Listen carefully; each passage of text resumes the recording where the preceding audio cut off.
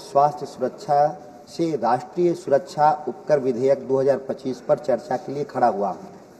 यह विधेयक स्वास्थ्य और राष्ट्रीय सुरक्षा के नाम पर केंद्र सरकार प्रस्तुत कर रही है। यहाँ समझ में नहीं आ रहा है कि गुटखा और पान मसाला पर उपकर शेष वसूल कर लोगों को स्वास्थ्य कैसे ठीक किया जा सकता है। अगर सचमुच केंद्र सरकार को लोगों की चिंता है तो बिहार सरकार जैसी शराबबंदी की तर्ज पर संपूर्ण देश में पान मसाला एवं गुटखा बनाने और बेचने पर प्रतिबंध लगा देना चाहिए। लेकिन सरकार को आम लोगों की स्वास्थ्य चिंता की जगह पर सरकार को अपनी जेब भरने की चिंता है, न कि आम लोगों की स्वास्थ्य की चिंता है। दूसरी तरफ पान मसाला, गुटखा एवं तंबाकू जैसे उत्पाद पर प्राप्त होने वाली आमदनी से राष्ट्रीय सुरक्षा का क्या लेना देना है, इस विधेयक के प्रावधान से कहीं भी स्पष्ट नहीं है। क्या पान गुटखा बनाने वाली कंपनियां कोई ड्यूबल टेक्नोलॉजी का इस्तेमाल करती हैं जिससे राष्ट्रीय सुरक्षा को खतरा पैदा हो जाएगा? यह तथ्य अपने आप में बेहद हास्यास्पद है कि सिवा और कुछ भी नहीं है। निश्चित तौर पर कुछ ऐसे प्रोडक्ट हैं जो दोहरी तकनीकी का इस्तेमाल करते हैं, जैसे परमाणु ऊर्जा उत्पादन के क्रम में परमाणु बम बनाने के यूरेनियम पैदा होता है। लेकिन पान गुटखा बनाने वाली व्यवस्था राष्ट्रीय सुरक्षा को चुनौती देगा। कहीं न कहीं इस प्रावधान में राष्ट्रीय सुरक्षा शब्द जोड़ देने से उपकर से अर्जित आय का हिसाब किताब आम जन को सूचना से मरहूम कर देने के अलावा कोई दूसरा कारण यहाँ नहीं दिखाई देता। कानून बनाने के क्रम में एक जगह उल्लेख है कि सरकार अपनी मर्जी से किसी नए प्रोडक्ट का नाम इस सूची में जोड़ सकती है। एक जगह कानून में यह भी लिखा है कि सरकार चाहे तो कोई पेनाल्टी और इस तरह के शेष को आंशिक और पूरा माफ कर सकती है, जिसका दुष्परिणाम यह होगा कि सत्तारूढ़ दल को चुनावी फंडिंग, इलेक्टोरल बॉन्ड में आनाकानी करने पर दंडात्मक कार्रवाई की जाएगी। अगर कारोबारी सहमत होंगे तो माफ भी कर देने का प्रावधान है। साथ ही इस विधेयक से इंस्पेक्टर लाइसेंस राज की वापसी का भी रास्ता साफ हो रहा है, जबकि वर्तमान सरकार रोज इस सदन में ईज ऑफ डूइंग का ढिंढोरा पीटने में लगी रहती है। यह उपकर पूरी तरह से केंद्रीय स्तर के लिए बना है। इसमें राज्यों के साथ किसी प्रकार के शेयरिंग मैकेनिज्म का स्पष्ट उल्लेख नहीं है, जबकि स्वास्थ्य भी राज्यों की बड़ी जिम्मेदारी है और राष्ट्रीय सुरक्षा के नाम पर वसूले गए संसाधनों पर राज्यों को पूरी तरह से बाहर रखा गया है। संविधान का अनुच्छेद 270 राज्यों के उपकर के राजस्व में कोई हिस्सा नहीं देता, जबकि राज्य 60% सार्वजनिक व्यय का बोझ स्वयं उठाते हैं, क्योंकि केंद्र गैर साझा करने योग्य उपकरों पर ज़्यादा निर्भर हो रही है। 15वें वित्त आयोग ने राज्यों के हिस्से को 41% तय किया था, पर केंद्र सरकार के उपकर बढ़ाने से राज्यों की वास्तविक हिस्सा कम मिल रहा है। इसके माध्यम से केंद्र सरकार राज्यों से परामर्श, जीएसटी काउंसिल के विस्तृत विमर्श और वित्त आयोग जैसी संस्थाओं की सिफारिशों की प्रतीक्षा किए बिना धीरे धीरे संसद से ब्लैंक चेक मांगने की कोशिश कर रही है।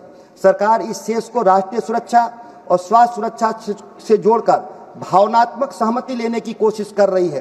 राष्ट्रीय सुरक्षा और पब्लिक हेल्थ पर खर्च बढ़ना चाहिए, लेकिन सवाल यह है कि उसका रास्ता ऐसा नहीं होना चाहिए जो असमान, अपारदर्शी और राज्यों तथा श्रमिकों के हितों के खिलाफ हो। यदि सचमुच उद्देश्य राष्ट्रीय सुरक्षा और स्वास्थ्य और संरचना को मजबूत करना है, तो सरकार को चाहिए सामान्य बजट प्रक्रिया, वित्तीय उत्तरदायित्व और संसद की फाइनेंस कमेटियों के माध्यम से स्पष्ट बजट प्रावधान करती, न कि एक और नया शेष लगाकर टैक्स स्ट्रक्चर को और पेचीदा बनाती। विधेयक यह कहता है कि उपकर से प्राप्त रकम पहले समेकित निधि में जाएगी और बाद में स्वास्थ्य तथा राष्ट्रीय सुरक्षा पर खर्च होगी, पर किसी स्पष्ट बाध्यकारी अनुपात, पारदर्शी रिपोर्टिंग या स्वतंत्र ऑडिट रिपोर्ट की मजबूत व्यवस्था का उल्लेख यहाँ पर नहीं है।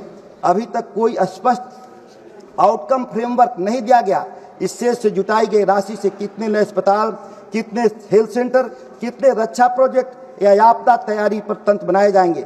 सरकार इस उपकर को मुख्यतः पान मसाला और आगे अधिसूचित विशिष्ट वस्तुओं पर लगा रही है, जिन्हें यह हानिकारक मानती है, पर न तो सार्वजनिक स्वास्थ्य विशेषज्ञों की सिफारिशें, न ही एनएसडीसी, गैर संचारी रोग, कैंसर बोझ आदि के किसी वैज्ञानिक अध्ययन का हवाला देकर विधेयक में स्पष्ट रूप से दिया जाना चाहिए था।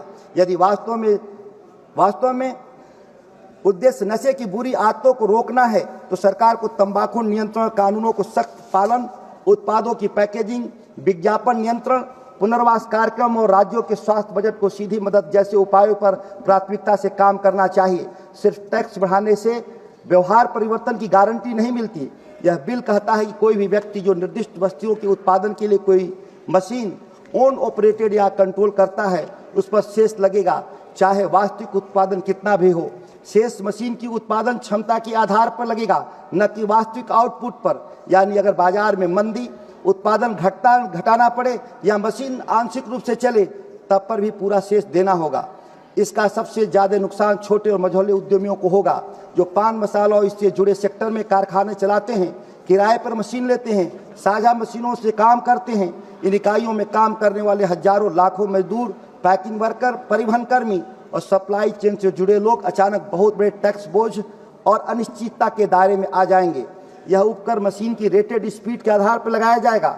ज़्यादा स्पीड वाली मशीन पर प्रति माह करोड़ों रुपए तक का उपकर देना होगा, जिससे छोटे मध्यम के यूनिट या तो बंद होंगे या फिर गैर औपचारिक अवैध उत्पादन की ओर धकेल दिए जाएंगे। पान मसाला और